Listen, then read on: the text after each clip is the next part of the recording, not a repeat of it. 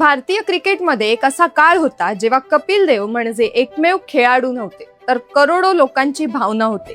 1983 world cup जिंकून त्यांनी भारताला क्रिकेटची नवी ओळख दिली।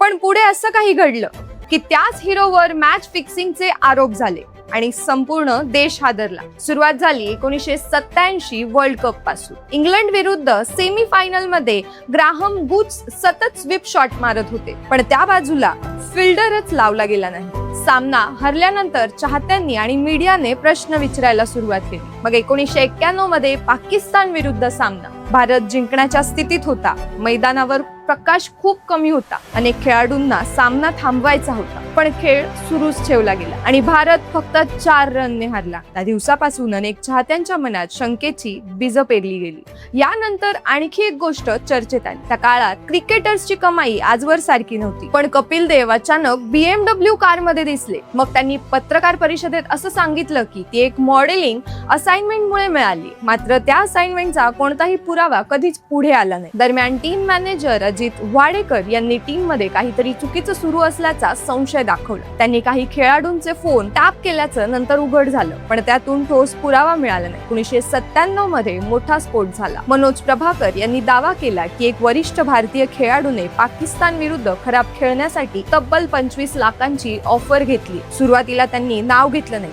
पण नंतर त्यांनी थेट कपिल देवचं नाव घेतलं। यानंतर देशभर खळबळ उडाली। BCCI ची चौकशी सुरू झाली। इन्कम टॅक्स रेड पडल्या, काही डायऱ्या, व्यवहार आणि संशयास्पद आर्थिक गोष्टी समोर आल्या। तहकालता स्विंग ऑपरेशन मध्ये काही माजी खेळाडू आणि अधिकाऱ्यांचे धक्कादायक स्टेटमेंट्स देखील समोर आले। काहींनी कपिल देवचं नाव घेतलं तर काहींनी त्यांना सपोर्ट केला। सगळ्यात मोठा प्रश्न होता, जर आरोपी खोटे होते तर इतक्या गोष्टी वारंवार समोर का येत होत्या, आणि जर आरोपी खरे होते तर थेट पुरावे का मिळाले नाही।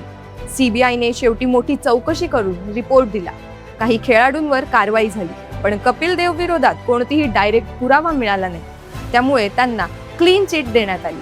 आजही हा विषय सोशल मीडियावर, पॉडकास्टमध्ये आणि क्रिकेट फॅन्समध्ये पुन्हा पुन्हा चर्चेत येतो, कारण हा फक्त एक खेळाडूचा वाद नव्हता, तर करोडो भारतीयांच्या विश्वासाचा प्रश्न होता। व्हिडिओ आवडला असेल तर लाईक, शेअर आणि सबस्क्राईब करा। धन्यवाद।